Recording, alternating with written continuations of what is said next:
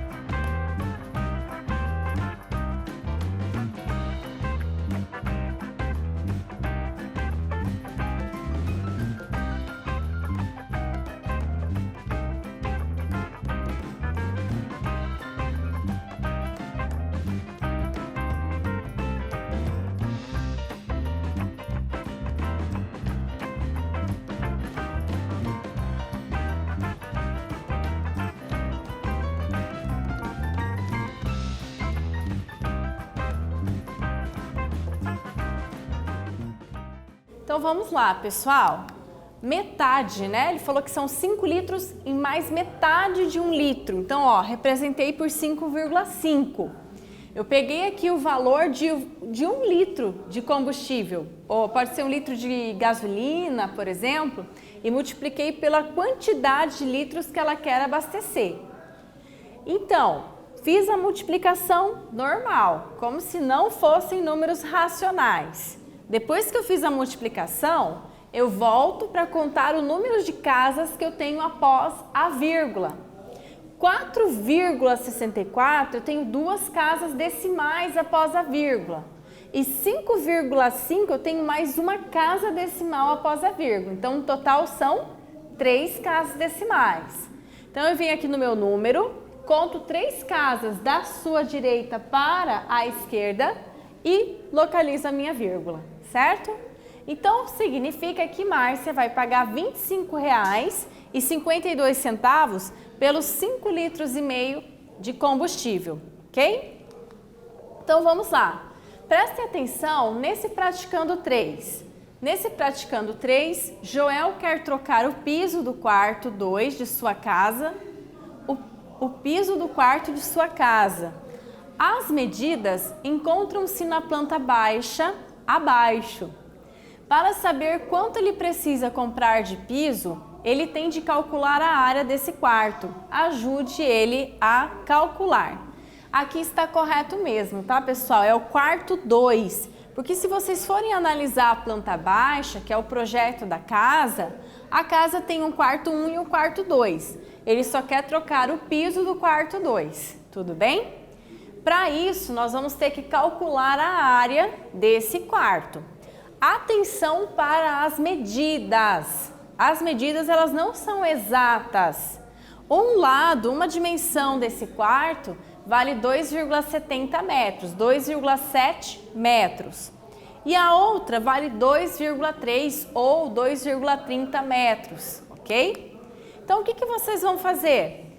Por se tratar de um retângulo, vocês vão multiplicar a largura e o comprimento para achar essa área, ok? E vocês perceberam que tanto a largura quanto o comprimento são representados por números racionais decimais, ok? A professora vai dar um tempinho e já voltamos.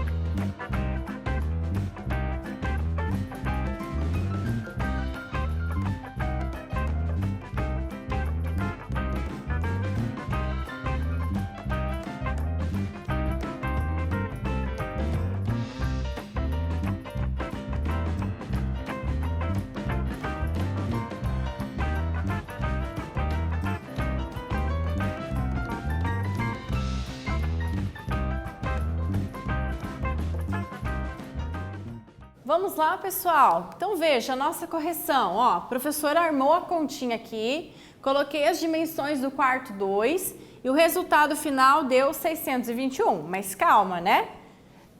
Depois de fazer a multiplicação, nós temos que contar as casas que estão depois da vírgula. Então, olha só, quantas casas eu tenho depois da vírgula? 2, né? Eu tenho 7 depois da vírgula e o 3 depois da vírgula. Então, eu vou contar 2 casinhas e vou colocar a vírgula. Então, significa que a área desse quarto é uma área de 6 metros e 21 centímetros quadrados, né? Ou 6,21 metros quadrados. Lembra sempre que quando a gente trabalha com medida de área, medida de superfície, sempre eu elevo ao quadrado. Por exemplo, centímetros quadrados, metros quadrados, quilômetros quadrados e por aí vai, tá bom? Como a unidade de medida que ele utilizou é a unidade metros, tá? Então, 6,21 metros quadrados, ok? Bom, então olha só, metros quadrados ali na resposta. Então, agora eu vou pedir para vocês prestarem muita atenção nessa resolução. Olha o nome do título, Encontrando um Padrão. Bom, o exercício, ele fala assim, efetue as seguintes multiplicações e identifique um padrão nas respostas. Olha lá, vocês perceberam que todos esses números decimais aqui, eles são multiplicados por 10, certo? O que vai acontecer? Ó, observem, 1,36 vezes 10, 13,60, ou seja, a vírgula andou uma casa para a direita. 12,40 vezes 10, andei mais uma casa para a direita. Ou seja, quando a gente multiplica o número decimal por 10, significa que essa vírgula, ela sempre vai se deslocar uma casa para a direita. Olha lá, 1,5, 1,5 vezes 10, dá 15, porque eu vou pegar a minha vírgula e vou andar uma casa a mais. Mas vocês observaram que existe um padrão? Que existe uma regra? Sim. O que essa regra diz? Que todo número decimal que for multiplicado por 10, por 100, por 1000, enfim, por potências de base 10 ou qualquer outra potência de base 10, a vírgula anda sempre uma casa decimal à direita. Então, observem, ó, eu tenho 350,33 vezes 10. Eu vou andar uma casa à direita. 0,56 vezes 100. Ó, o 100, como agora ele tem 2 zeros, né? Eu vou andar 2 casas à direita. 2 vezes 1000. 1000 tem quantos zerinhos? Muito bem, 3. Então, eu vou andar 3 zerinhos, 3 casas à direita. E 3,5 ou 3,5 vezes 10.000. Então, eu vou andar 4 casas à minha direita, certo?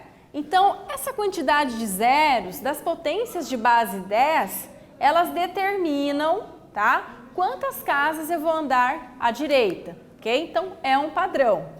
Então, agora é a vez de vocês. Olha lá, efetue as seguintes multiplicações. A professora vai dar um tempinho e já voltamos para a correção.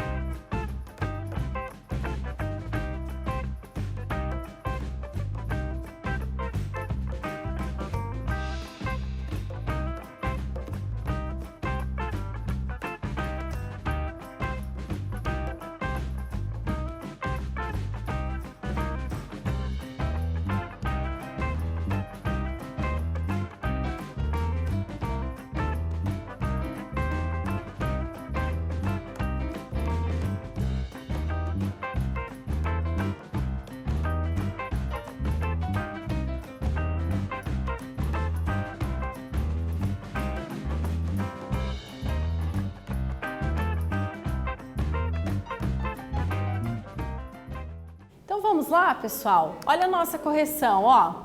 1 inteiro e 256 milésimos, né? Multiplica por 10, 12,56. Multiplicado por 100, 125,6. 125 inteiros e 6 décimos. E multiplicado por 1.000, 1.256 inteiros, ok? Então, é aquela mesma regra que a professora falou, né? Quando a gente multiplica um número decimal por 100, por 10, por 1.000, ou qualquer outra potência de 10, a vírgula anda uma casa decimal para a direita, ok? Bom, por que isso acontece? Porque, né, nós estamos fazendo aqui uma multiplicação de frações equivalentes, tá? Vocês se lembram como a gente escreve essas frações equivalentes na forma fracionária?